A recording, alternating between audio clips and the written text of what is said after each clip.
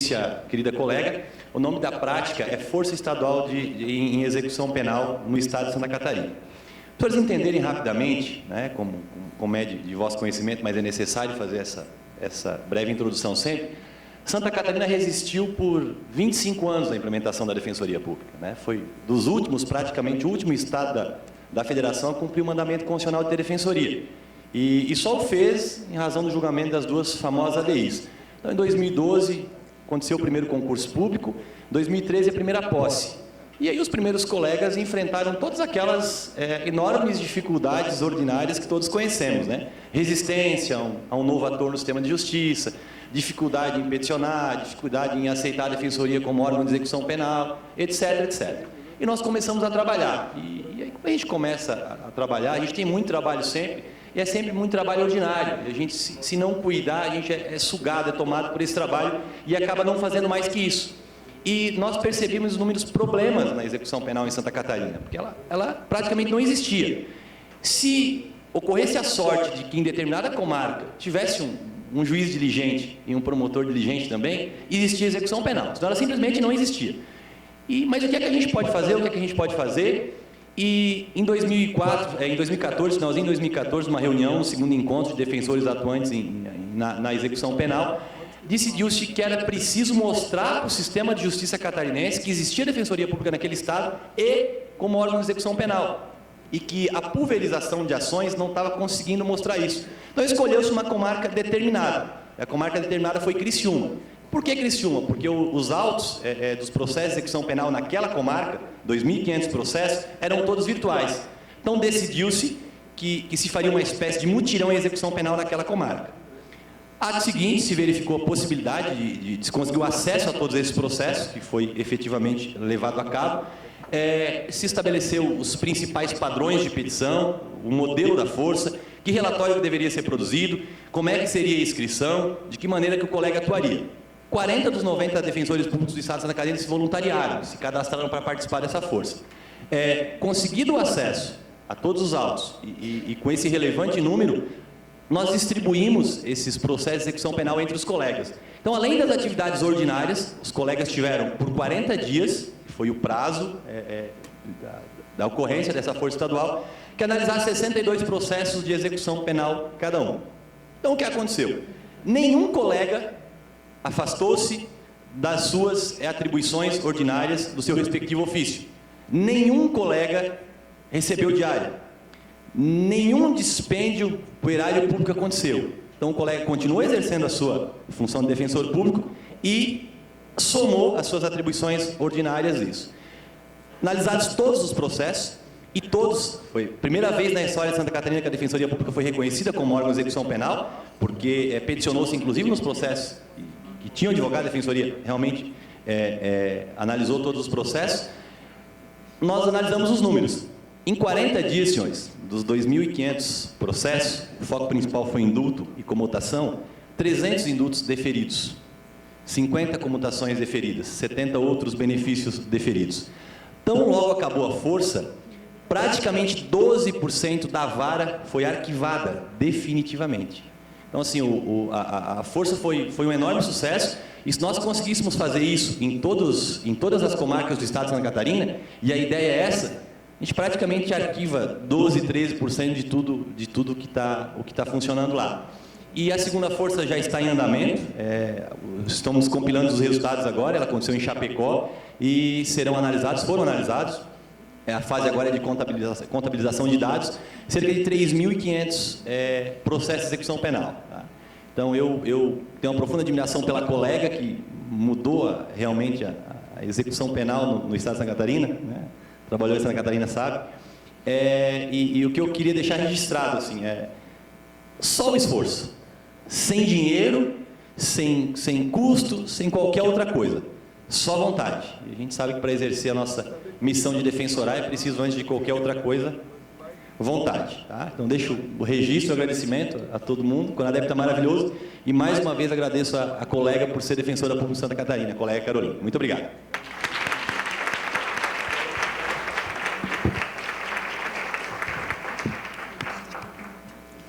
Parabéns, Ronaldo, pela solidariedade com a colega, por teres vindo, pelo trabalho maravilhoso. Convido agora o colega do Pará, Cássio Bittar Vasconcelos, para apresentar o projeto Conciliação Sem Fronteiras.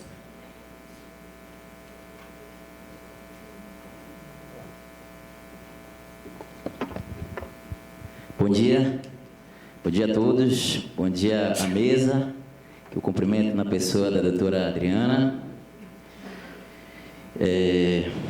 Com imensa satisfação, imensa alegria que eu estou aqui hoje, especial num evento onde se discutem, onde se avaliam, onde se faz a apreciação da efetivação dessas promessas, né? Promessas constitucionais. E são muitas, né? Muitas. Esse é o desafio do defensor. Deixa eu só ver se eu consigo manusear isso aqui. Aí. Pois bem, dentre tantas promessas constitucionais que precisam ser efetivadas, que nos foi atribuída essa missão de efetivar, uma delas chama atenção. E eu fico feliz porque eu vi que várias práticas apresentadas aqui estão relacionadas a ela. E ela é justamente o acesso à justiça. É justamente o acesso à justiça é o principal desafio, do meu ponto de vista, que o defensor tem para cumprir enquanto promessa constitucional, enquanto ele precisa efetivar. A minha prática, ela não tem muito segredo. Na verdade, ela tem duas premissas. Ela parte da ideia da simplicidade. É uma prática singela, mas que necessita, basicamente, do compromisso entre defensores, da parceria entre defensores, para que possa garantir o acesso à justiça real, efetivo, concreto, àquelas pessoas que acreditam em nós, aquelas pessoas que a Constituição colocou como nossos assistidos. Certo? Ela pode ser sintetizada a partir dessa descrição aí. Antes de falar da descrição, eu quero contextualizar como ela surgiu. Há algum tempo eu fui titularizado na comarca de Ourilândia do Norte. A comarca fica mais ou menos a 1.000 quilômetros da capital do estado do Pará, Belém. E quando eu cheguei lá, a primeira dentre tantas promessas para efetivar, uma que me chamou a atenção, que eu me afeiçoei e que eu me tornei desde então entusiasta, é justamente o acesso à justiça. Então, todos os assistidos que me procuravam, eu, de imediato, por uma série de fatores, e em especial pelo mandamento constitucional, eu procurei compor, notificar a outra parte, chamar para compor, certo? Utilizando todos os meios disponíveis. No início eu utilizei a conciliação. Depois que eu fui me aperfeiçoar, consegui identificar outros meios, identifiquei as vantagens da mediação. Tem que pese o nome do projeto ser Conciliação Sem Fronteiras, a questão é que a ferramenta utilizada, o método utilizado, na maioria das vezes é a mediação, por considerar ele com maior legitimidade, com maior empoderamento do assistido. Mas, pois bem, quando eu cheguei lá, eu procurei dar total atenção à questão da resolução extrajudicial de conflitos. E foi a partir desse momento que eu comecei a quantificar e verifiquei o potencial disso. Nessas comarcas do sul do Pará, a regra geral, o juiz responde por comarca. Então, muitas vezes, dá entrada na ação de baixa complexidade e eu só obtinha a liminar com 2 meses, 3 meses. Por exemplo, ações de alimentos ficavam lá engavetadas, certo? Então, eu comecei a compor, realizar os termos de acordo, arquivar e tudo mais. Chegava no final do mês, eu mostrava, magistrado, olha, está aqui, ó, a defensoria está fazendo seu papel e tudo mais, tal. O problema é que eu encontrei um óbice. O óbice era quando a outra parte, o assistido requerido, residia no município mais distante. Nesse caso, você não tem para onde correr. Você tem que propor ação e colocar lá nos seus pedidos o quê? Citação pela famigerada carta precatória. Eu identifiquei desde então que a carta precatória se apresentava como um verdadeiro algoz da celeridade processual. Por quê? Muitas vezes ela deixava de ser cumprida. O trâmite, a logística da carta precatória era complicada. certo? Porque lá o projeto ainda tramita fisicamente. Então, você tinha esse óbice, então os processos demoravam muito tempo. Eu observava muitas vezes que a ação de alimentos, que era uma ação simples, processo fininho assim, branquinho, né? Quando eu chegava lá, os processos com vista, eu olhava, tinha um amarelo grosso assim, podre. Aí eu pegava, olhava para ele e dizia assim, não, isso aqui deve ser ação civil pública. Quando eu olhava, alimentos. Falava, nossa, com essa idade, uma ação de alimentos, uma ação de baixa complexidade. E eu observava lá, estava lá, carta precatória expedido para o município de Redenção, que ficava aproximadamente 300 quilômetros de lá, com estradas péssimas. Então, o processo, a expectativa da parte, o acesso à justiça, ficava à mercê desta dificuldade. Foi nesse momento que, nas minhas caminhadas pela cidade, eu refleti e cheguei à conclusão de que nós poderíamos inovar desta forma, com esta ferramenta. Em parceria com o defensor das cidades próximas, eu estava em Rio Grande do Norte, era Xinguara, Rio Maria e Redenção. Era cidade de aproximadamente 160 quilômetros. Em parceria com esses defensores, eu comecei a instituir um ambiente que eu denominei de ambiente de conciliação virtual, na qual nós inaugurávamos esse ambiente e o assistido requerente comigo, na Defensoria de Ourilândia, e o assistido requerido com o colega de Xinguara, na Defensoria de Xinguara, celebrávamos acordos. E eu vou explicar para vocês agora como é que essa ferramenta como ficou o método. Como nós conseguimos criar uma rotina para isso, né? O que viabilizou a replicabilidade da prática.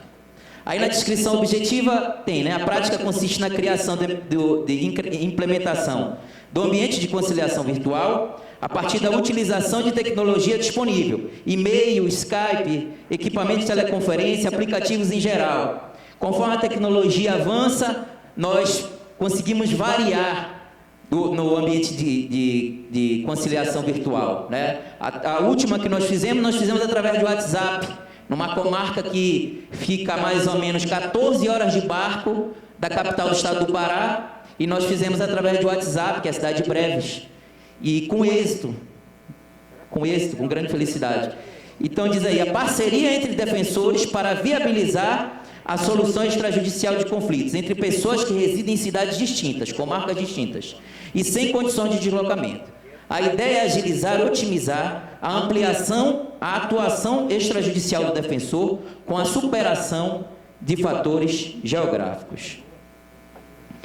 Dentre esse método, essa rotina, eu denominei alguns personagens, alguns elementos, dentre eles o ambiente de conciliação virtual, ACV, que é justamente um ambiente que se cria entre esses defensores e assistidos, que se encontram muitas vezes em localidades distantes, regra geral, em localidades de difícil acesso, entre assistidos que não têm condições financeiras e muitas vezes físicas para se deslocar por tanto tempo. Doutor, então esse ambiente... 2 minutos. Oi?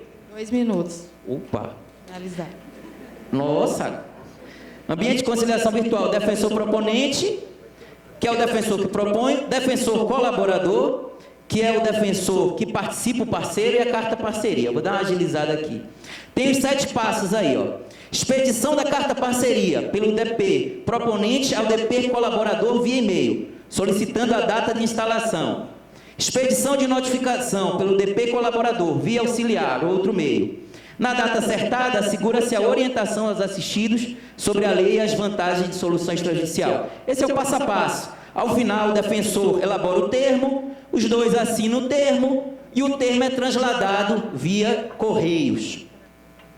Certo? Uma coisa que... Aí tem um organograma explicando tudinho. Uma coisa que é interessante dessa prática é que nós começamos a utilizar processos já em andamento, que a carta precatória não anda. E nós começamos a pegar esses processos e a dar agilidade dele através da prática. Certo? Aí tem os benefícios: garantia de solução rápida e eficaz da demanda apresentada pelo assistido. Maior legitimação do termo de acordo, uma vez que é lavrado por 2 defensores. Isso é muito interessante. Fortalece a vocação natural da Defensoria para a resolução extrajudicial de conflitos. Nós apresentamos ao CONDEG para que o projeto, a ideia, e justamente compartilhar aqui, é para que pela primeira vez nós consigamos fazer o Conciliação Sem Fronteiras interestadual, entre colegas que residem em estados diferentes. Então isso é muito importante, certo? Obrigado. O projeto permite a captação de recursos. Nós estamos na Defensoria Pública do Estado do Pará, captando recursos para aquisição de computadores, de ferramentas tecnológicas, através da linha de crédito que estão disponíveis aí no Ministério da Justiça.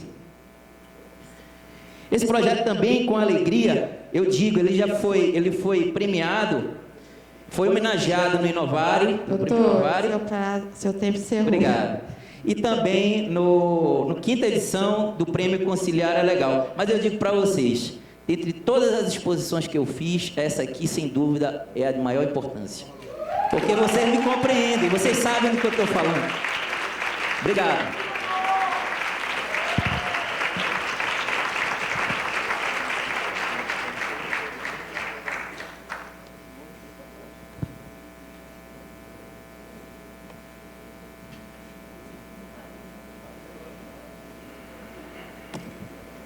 Parabéns efusivos, já com perspectivas de utilização entre estados, e quem sabe eu que sou lá na fronteira do Brasil com Uruguai e Argentina, com os colegas de outros países, porque às vezes o alimentante mora 2 quadras do alimentado, só que é outro país, tem que ser rogatória, tem cabimento, e tem defensor ali, somos colegas, nos reunimos, maravilhoso. Chamo agora a colega do Maranhão, Clara Florentino e Tiago Manuel, para apresentarem da importância da participação popular nas atividades da Defensoria Pública e da eficácia da atuação conjunta dos órgãos de execução penal na luta pela dignidade humana nos presídios.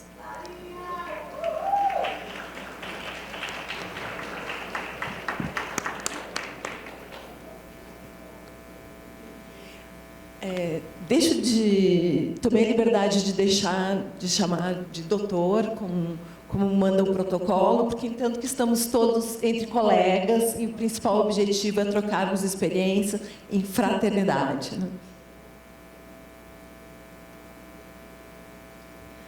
Bom dia. Bom dia a todas e a todos. Eu vou ser bem rápida nessa introdução para a gente ir direto ao ponto.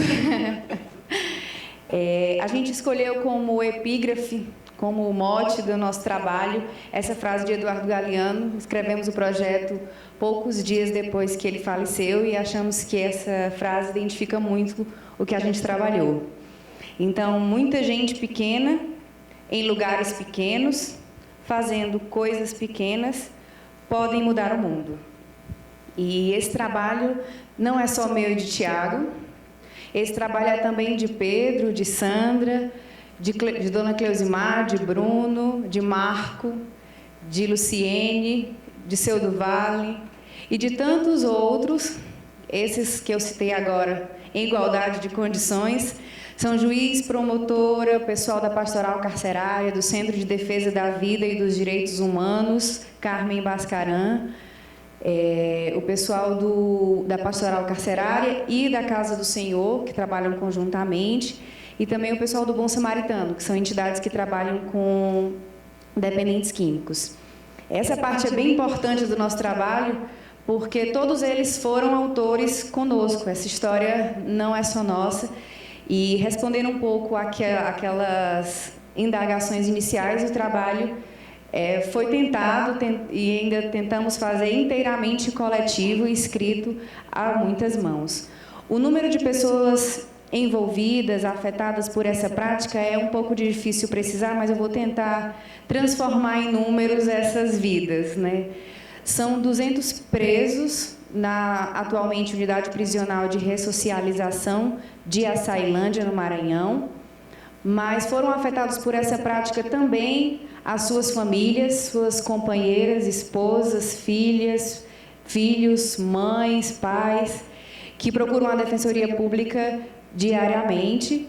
Nós mesmos fomos afetados por essa prática, porque tentamos estabelecer desde o início uma troca de saberes e conhecimentos e permitir que todos e todas pudessem participar e influenciar no trato da execução penal nessa comarca. Então, a gente acredita que o fortalecimento da sociedade civil e a integração com a Defensoria Pública e os demais agentes da execução penal são atividades ainda consideradas inovadoras, mas que, com a oportunidade que estamos tendo de divulgar essa prática e de compartilhar, nós queremos que essa prática deixe de ser inovadora e seja uma realidade de todas as comarcas, que a gente possa implementar cada vez mais isso. O que aconteceu no nosso projeto foi que a gente recebeu essas demandas da pastoral carcerária que visitavam continuamente a unidade prisional de ressocialização e traziam para a Defensoria Pública causas individuais, né, casos que eles consideravam mais sérios e que precisavam urgentemente, porque quando a gente se instalou e ainda não tinha dado tempo chegar lá para poder saber caso a caso, eles começaram trazendo essas demandas. Conforme fomos nos estabelecendo na comarca e atendendo a esses casos, principalmente os mais urgentes, claro, porque a gente ainda sabe da dificuldade, da quantidade de defensores, mas eles foram percebendo que essas demandas individuais estavam paulatinamente sendo resolvidas e sendo tratadas. E fomos recebendo causas coletivas. E resolvemos, então, propor a realização de um espaço para que a gente pudesse discutir com todos os agentes da execução penal, com todos os órgãos de execução penal e com a sociedade civil organizada, os movimentos sociais, movimentos populares, e, paulatinamente, a gente foi conseguindo integrar, inclusive, alguns detentos, para que essas questões coletivas fossem abordadas por todos. Me explico melhor.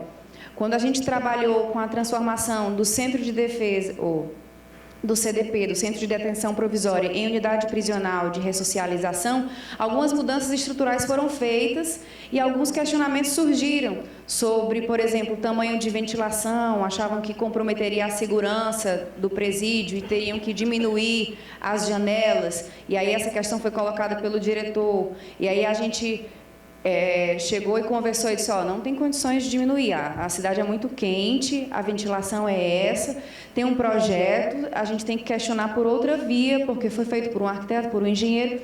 Foi um espaço que a gente conseguiu trazer para discutir essas questões. O diretor colocava o ponto dele, por exemplo, um ponto que a pastoral carcerária colocou foi da questão da água. Eles só tinham água gelada 2 vezes ao dia no máximo e acabavam tomando, ingerindo a água que utilizavam para a higiene pessoal.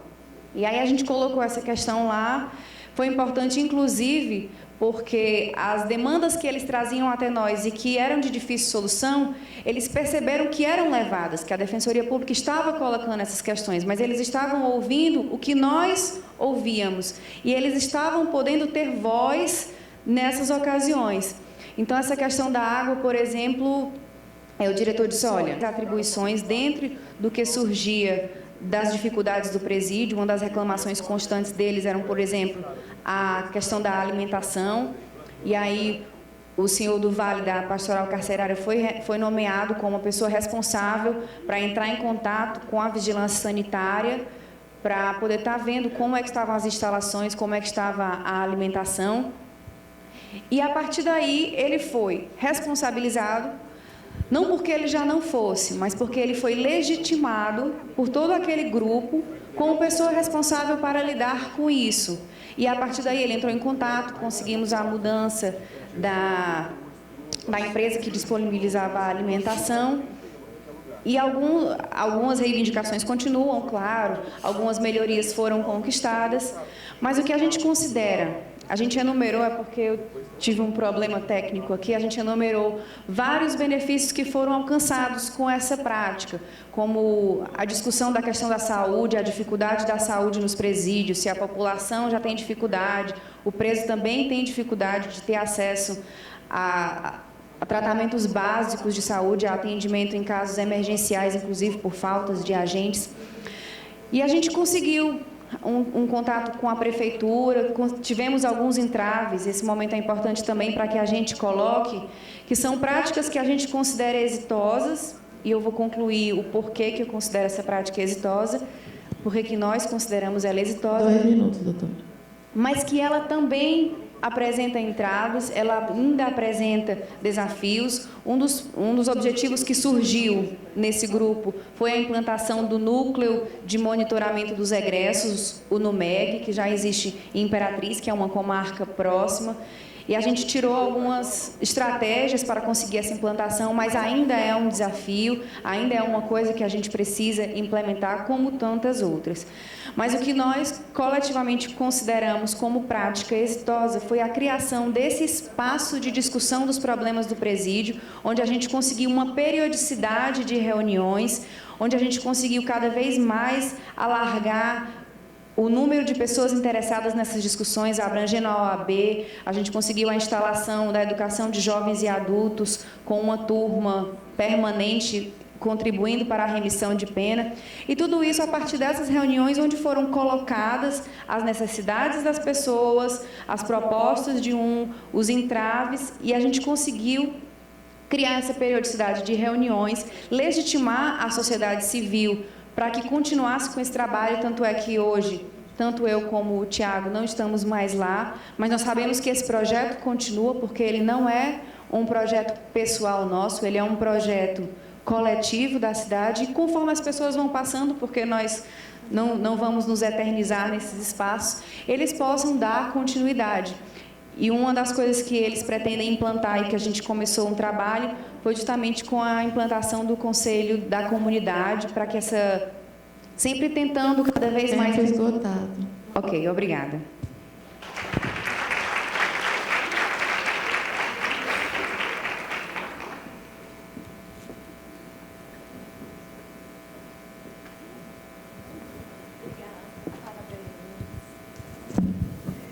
Impressionante articulação com vários outros órgãos, enfim. Convido novamente colegas do Rio de Janeiro para falar sobre caravana de direitos. A Daniela, o Vitaliano, o Fábio e o Rodrigo.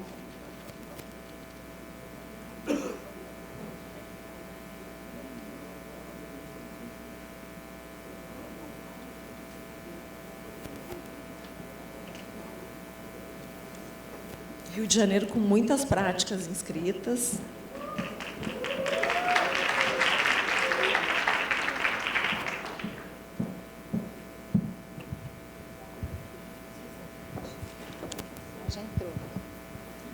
Muito bom dia a todas e a todos.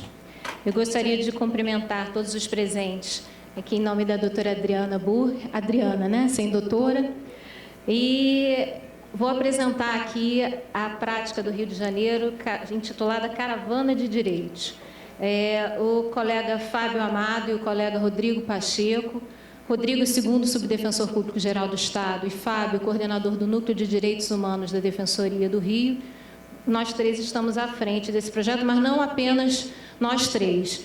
Sem a participação dos colegas dos núcleos especializados da Defensoria Pública, isso seria impossível.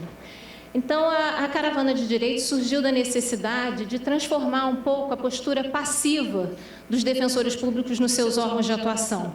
A gente buscou ir até os assistidos em vez de esperar que os assistidos viessem até nós. De que maneira nós fizemos isso? O ponto de partida foi a morte do menino Eduardo no Complexo do Alemão, acho que é um caso de repercussão nacional, aconteceu no dia 2 de abril deste ano, e a entrada no Núcleo de Direitos Humanos em função da morte desse menor foi crucial para que a caravana se deslocasse inicialmente para lá. O primeiro passo da Caravana de Direitos foi a entabulação de um acordo com o governo, através do Núcleo de Direitos Humanos da Defensoria, para que a família do Eduardo recebesse uma indenização que saiu rapidamente, foi uma indenização vultosa, e a partir desse momento nós decidimos levar soluções coletivas, porque os problemas dessa comunidade tem 200 mil pessoas. Os problemas são muito grandes. A gente tem a entrada das unidades de polícia de pacificação, né, no Rio de Janeiro, e o Complexo do Alemão. Vocês devem se lembrar de uma cena no Jornal Nacional em 2010, né, da polícia perseguindo várias pessoas, eles se deslocando do Complexo do Alemão porque a polícia estava ingressando ali naquela localidade. Então, a gente tomou essa postura, adotou essa postura proativa e nos deslocamos para o Complexo do Alemão, e o primeiro passo foi a realização de reuniões com as lideranças comunitárias e com os moradores para saber quais são os problemas que afligem essa comunidade. O Complexo do Alemão é formado por 15 comunidades. Então, são 15 presidentes de associações, ONGs, e eles todos estavam presentes para que pudessem nos dizer o que esperavam da Defensoria Pública. Problemas de saúde, segurança pública, moradia, né, educação. Então, todos esses problemas foram levantados em várias reuniões realizadas com essas lideranças. Como é que passa aqui esse slide? Alguém pode me ajudar aqui passando? Não estou familiarizada com isso aqui. Passou? Tá. Pode passar mais um, por favor? Mais um, que isso daqui eu já falei. Então, a gente fez o lançamento da Caravana de Direitos com uma ação social na Vila Olímpica do Complexo. É uma área central, um espaço muito bom. E nós levamos não só o atendimento dos núcleos especializados, consumidor, infância, terras e habitação, infância. Todos esses núcleos foram junto com parceiros da Defensoria Pública. Foram 4.000 pessoas atendidas só nesse dia do lançamento da campanha, que coincidiu também com o lançamento da campanha da ANADEP, das defesas coletivas. Então, nós levamos parceiros como o DETRAN, foram emitidas segundas vias de carteira de identidade, a CETRAB, foram emitidas carteiras de trabalho, nós fizemos cadastramento para o projeto de pequenos jovens aprendizes, estágio pelo CIE, nós levamos a Fundação do Câncer, que fez palestras sobre o tabagismo, sobre as consequências do tabagismo, nós levamos o SEBRAE para fazer palestras sobre empreendedorismo, e com o lançamento dessa ação, da caravana com essa ação, nós fizemos o levantamento dos problemas e os núcleos especializados começaram a agir. Diversos foram os benefícios, pode mudar, por favor, aqui o slide. Diversos foram os benefícios, mais um, por favor, alcançados. Por exemplo, no DECOM, a coordenadora Patrícia Cardoso está aqui, fez um acordo, né, um termo de compromisso firmado com a Light para estender a tarifa social não só para os moradores do complexo, mas para todo o estado do Rio de Janeiro. Isso tudo através das tratativas que foram realizadas a partir da Caravana de Direitos. A CDDICA, que a coordenadora Eufrásia, a subcoordenadora Elisa Cruz está presente aqui também, fez um PI para apurar a questão das vagas em creches e escolas. Para 200.000 pessoas, só são 5 unidades. Né? As informações já estão sendo colhidas e a previsão é de que se entre com uma ACP até janeiro. A saúde, né, a Fazenda Pública, conseguiu ampliar a rede de saúde, fez capacitação dos agentes de saúde, está em diversas tratativas com a Secretaria Municipal de Saúde e a Secretaria Estadual também, para melhorar essa rede de saúde. O NUDEM fez uma que é de apoio à mulher, né, de defesa da mulher. A doutora Arlanza também está presente aqui, fez uma pesquisa com 173 mulheres do Complexo do Alemão, para relatar como o desconhecimento dos seus direitos, né, é capaz de levantar tantas barreiras. O objetivo da Caravana de Direito é de tornar efetivo o acesso à justiça. A partir disso, são então criados programas, né, foram feitas rodas de conversa, a Arlanza tem um projeto bacana de rádio para levar esclarecimento aos adolescentes, a questão da violência sexual. O Núcleo de Mediação elaborou uma oficina do diálogo, para estimular a conciliação, a conversa, como resolver os problemas domésticos com vizinhos. E esse curso vai ser oferecido agora, no mês de novembro, aos moradores do Alemão. Já temos aproximadamente 90 inscrições, né? Mais voltado para as lideranças, mas aberto também para os moradores. O NUDED o primeiro passo do Núcleo de Direitos Humanos foi a entabulação do acordo com a família do Eduardo. E, assim, nós entramos numa região que é absolutamente conflagrada, né? As mortes acontecem rotineiramente. Hoje, a gente estava vendo no celular que ontem morreu mais um jovem no meio de um tiroteio ali no complexo, e a receptividade à Defensoria Pública foi muito positiva, né? Nós fizemos depois uma reunião com as lideranças. Pode passar mais o slide, por favor? Nós fizemos mais uma.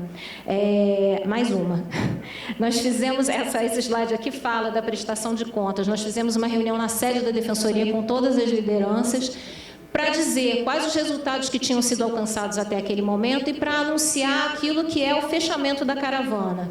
É o curso de formação de defensores da paz.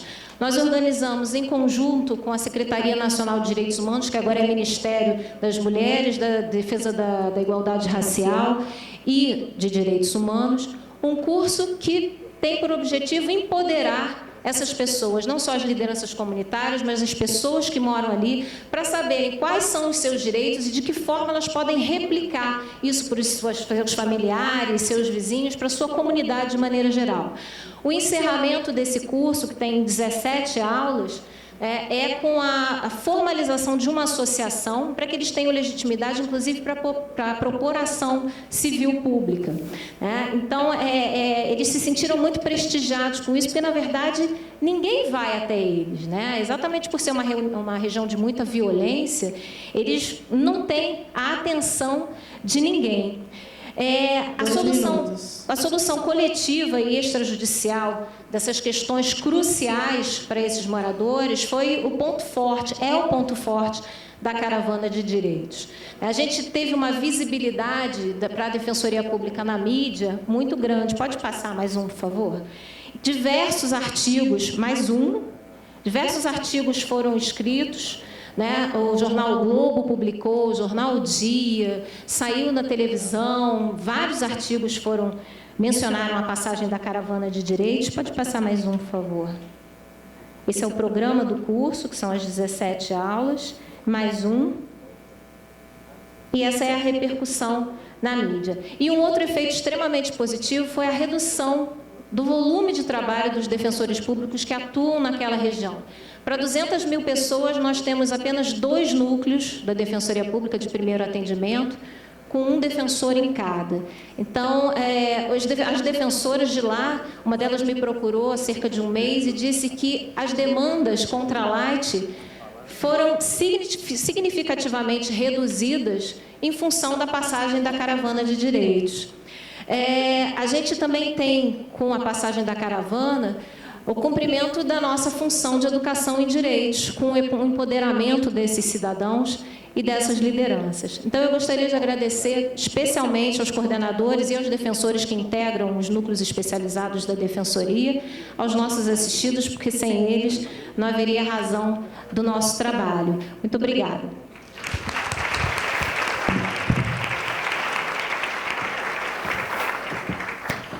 Parabéns ao Rio de Janeiro, parabéns a Dani e a todos os colegas dessa maravilhosa caravana. Convido agora os colegas do Espírito Santo, Rafael Melo Portela Campos e Leonardo Pinheiro. A prática é a atuação da Defensoria Pública do Estado do Espírito Santo na regularização fundiária das comunidades de Serra Dourada 2, 3, Mata da Serra e Porto Canoa, no município de Serra. Bom dia. Quero cumprimentar inicialmente os membros da banca avaliadora, cumprimentar os colegas defensores públicos e parabenizar toda a organização do Congresso e, acima de tudo, parabenizar todos os colegas de todas as defensorias, porque gostaria de, antes de começar a apresentação, dividir um pensamento que, na minha atuação e desde que eu iniciei a faculdade, existe um artigo do Boaventura de Souza Santos, denominado Se o Direito Pode Ser Emancipatório. E eu ainda tenho minhas sérias dúvidas se o direito pode ser.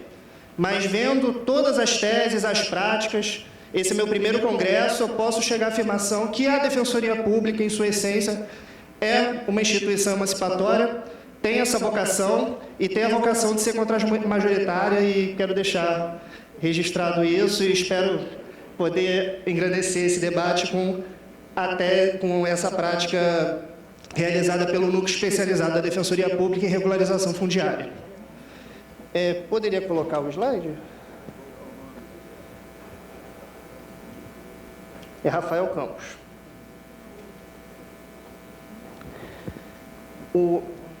Essa prática, ela na verdade é um procedimento administrativo que abarcou diversas iniciativas para promover a resolução de um conflito fundiário num bairro de um município do Estado do Espírito Santo.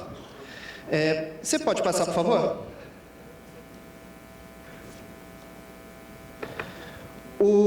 Esse trabalho foi realizado pelo Núcleo de Habitação, Urbanismo e Meio Ambiente da Defensoria Pública, que hoje se chama Núcleo de Defesa Agrária e Moradia.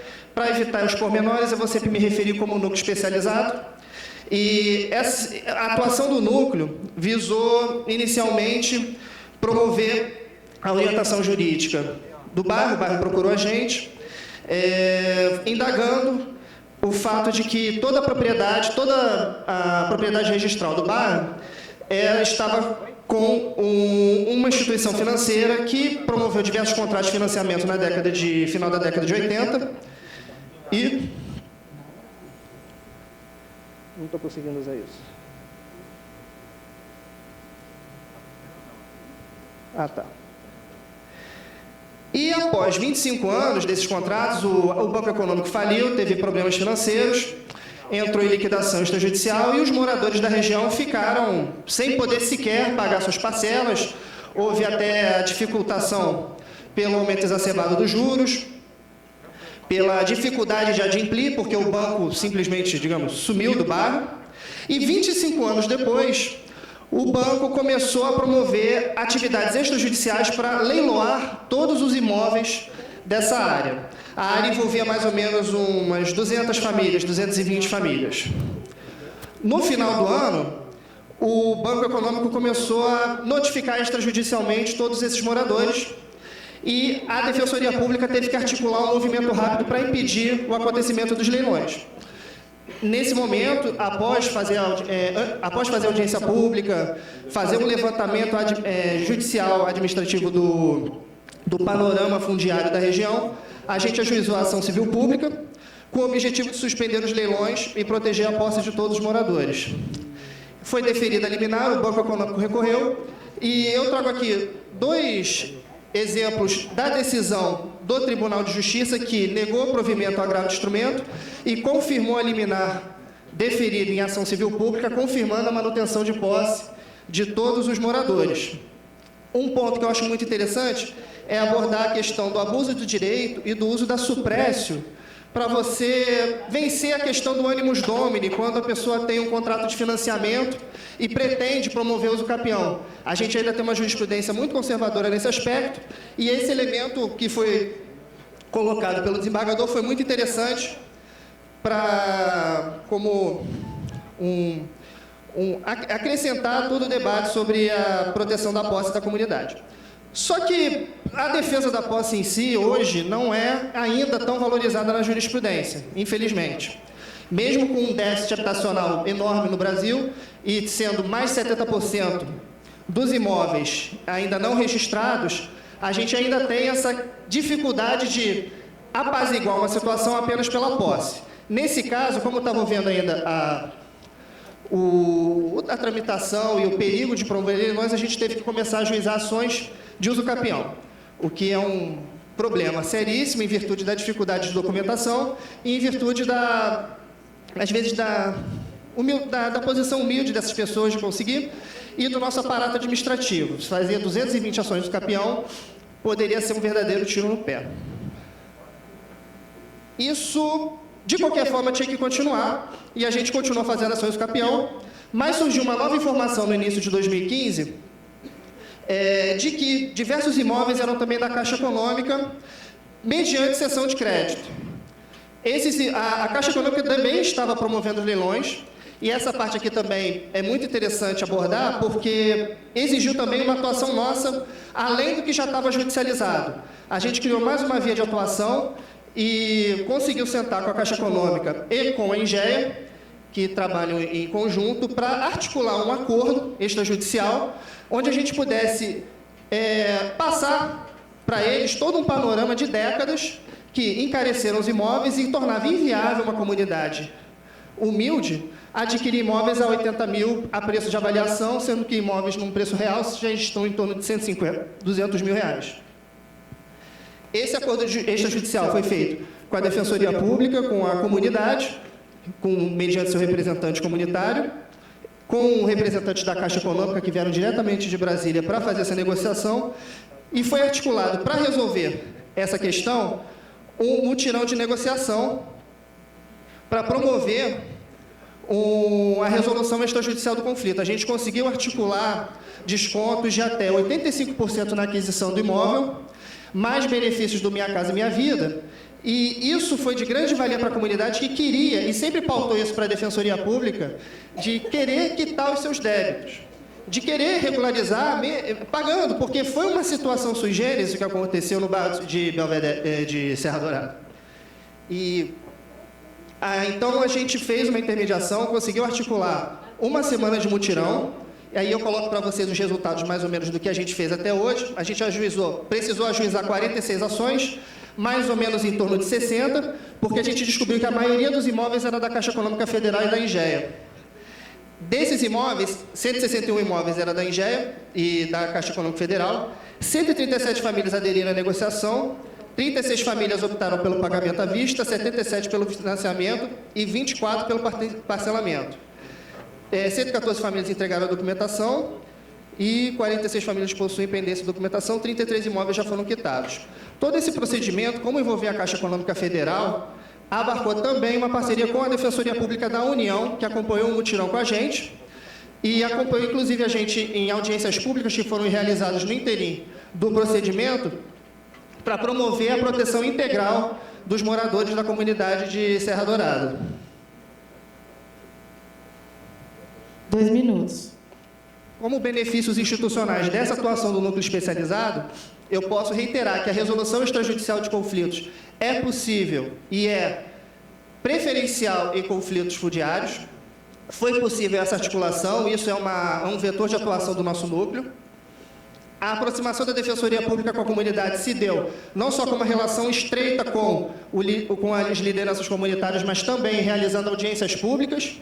E é muito interessante ver a comunidade participando, sempre foram audiências cheias, contando com centenas de pessoas. A utilização de instrumentos de tutela coletiva, num âmbito que a gente tem que valorizar a legitimidade da Defensoria Pública. Essa CP valorizou também a manutenção de posse das pessoas, a função social da posse, que é algo que a gente tem que lutar e tem que construir. Mais de 200 famílias foram abarcadas pelo procedimento, em torno de 600 moradores. E também a cooperação entre a Defensoria Pública Estadual e a Defensoria Pública Federal tem que ser incentivada, porque não basta só falar que o procedimento está com a Caixa Econômica, então, amigo, procura a DPO porque eu não faço nada. Isso não é acesso à justiça, isso não é preservação de direitos. Então, a gente fez essa cooperação para promover a máxima proteção jurídica das pessoas.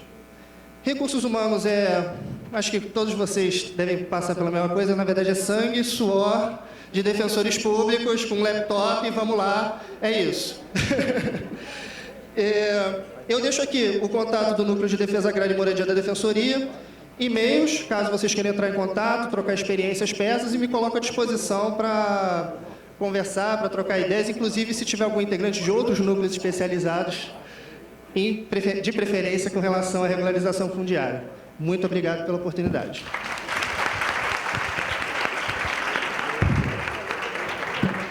Parabéns. Colegas, nós temos 26 práticas, foram apresentadas 13. Nós faremos um intervalo de 7 minutinhos e retomamos, pode ser?